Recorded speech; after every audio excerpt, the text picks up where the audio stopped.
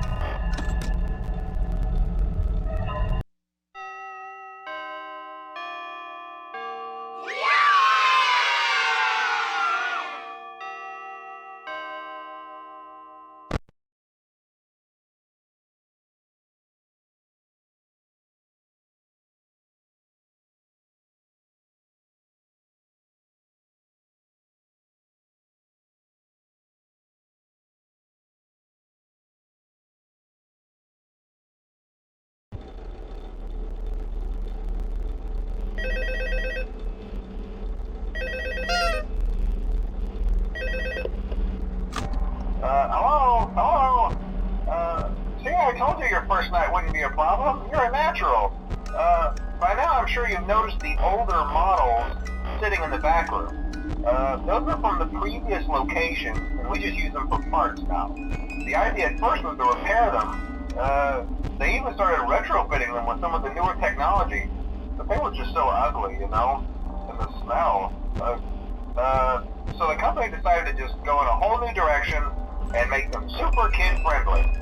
Those older ones shouldn't be able to walk around, but if they do, the whole Freddy head trick should work on them too, so whatever. I love those old characters. Did you ever see Foxy the Pirate? Oh wait, Foxy. Oh yeah, Foxy. Hey listen, that one was always a bit twitchy. I'm not sure if the Freddy head trick will work on Foxy. If for some reason he activates during the night, and you see him standing at the far end of the hall, just flash your light at him from time to time. Those older models would always get disoriented with bright lights. It would cause a system restart or something. Come to think of it, you might want to try that on any room where something undesirable might be. It might hold him in place for a few seconds. That glitch might have carried over to the newer models too. One more thing, don't forget the music box. I'll be honest, I never liked that puppet thing. It's always thinking, and it can go anywhere. I don't think the Freddy mask will fool it, so just don't forget the music box. Anyway, I'm sure it won't be a problem. Have a good night, and I'll talk to you tomorrow.